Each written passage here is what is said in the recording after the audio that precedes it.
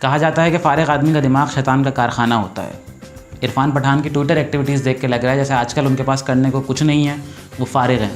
और इस फरागत का फ़ायदा उठाते हुए उन्होंने सोचा कि क्यों ना ख़ुद को एक पेट्रियाटिक इंडियन साबित करने के लिए कुछ ऐसे पब्लिसिटी स्टंट किए जाएँ कि जिनके करने के बाद उन्हें बीजेपी से पेट्रियाटिज़म का सर्टिफिकेट मिल सके।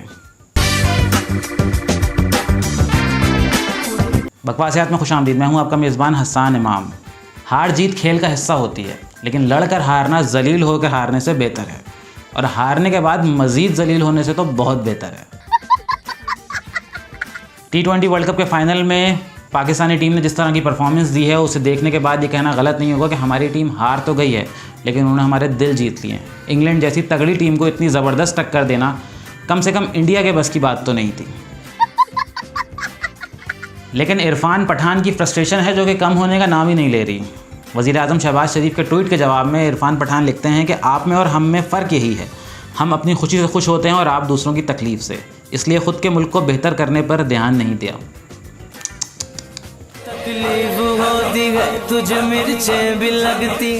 इरफान पठान की इस ट्वीट के जवाब में फिर पाकिस्तानियों का भी भरपूर रद्द-ए-अमल आया। साजिद परवेज़ ने कहा, इरफान पठान तुम अपने आप पे थोड़ा सा ध्यान देते तो अच्छे इंसान बन जाते, अच्छे क्रिकेटर तो बन नहीं पाए।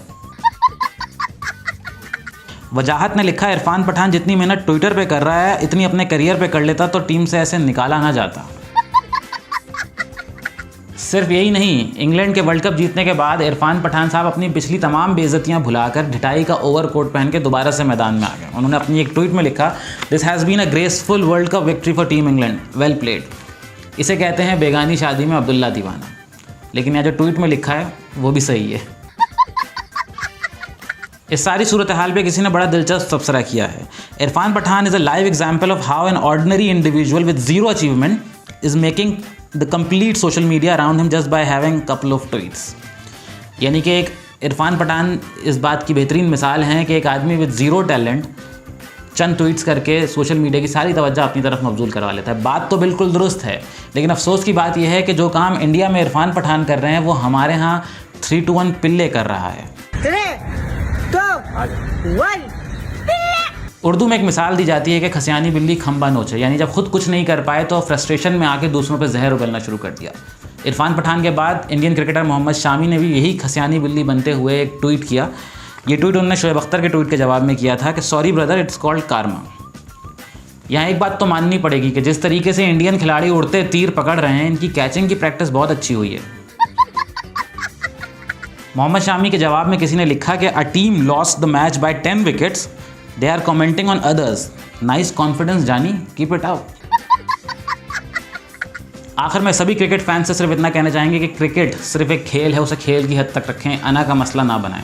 हाँ, अगर हम आज जीत जाते तो यकीनन इंडियंस को ज़्यादा तकलीफ़ होती, क्योंकि इंसानी नफ्सियात है कि अपने फेल होने से ज़्यादा किसी दूसरे के फर्स्ट आने की तकलीफ़ होती है। इस सारी सूरत हाल पे एक इंडियन स्टैंड अप कॉमेडियन अभिषेक वालिया ने बड़ा दिलचस्प और मज़ाहिया तबसरा किया है अपने सभी देखने वालों के लिए। हाँ भाई, शांति मिल गई भाई। मैं बता रहा हूँ, मेरी छाती से इतना बड़ा भार उतरा है ना। देखो, मेरे को पाकिस्तान से कोई प्रॉब्लम नहीं है, पाकिस्तानी प्यारा देश है, कोई प्रॉब्लम नहीं। लेकिन अगर आप फेल हो जाओ और आपके पड़ोसी का बच्चा फर्स्ट आ जाए तो उसकी बुआएं, मासी, माँ, बाप जो आपके घर आके आपके जला के जाती है ना, वो बर्दाश्त के बाहर होता है। गलती से पाकिस्तान जीत गई होती तो ये पाकिस्तान के लोगों ने ICC के पेज पे जाकर जो नंगा नाच करना था ना, आपकी नसों में नमक लेकर दौड़ जाते हैं लोग। तो इतनी शांति मिली ना मुझे, मैं बता नहीं सकता आपको। अब इंग्लैंड जीती है, अपना लेके जाएगी इंग्लैंड कप, वो अलग, 7 समुंदर पार, हम अलग। ये पड़ोसी नहीं जीतने चाहिए थे। हम आ रहे हैं तो भाई पड़ोसी कैसे जाए? हमारे पास अगर ऑल्टो है तो पड़ोसी अगर रेंज रोवर ले आएगा तो प्रॉब्लम तो होगी ना।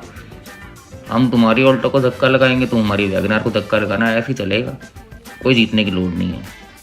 खुश हो जाओ कि तुम सेकंड आए हो। बहुत शांति मिली है भाई।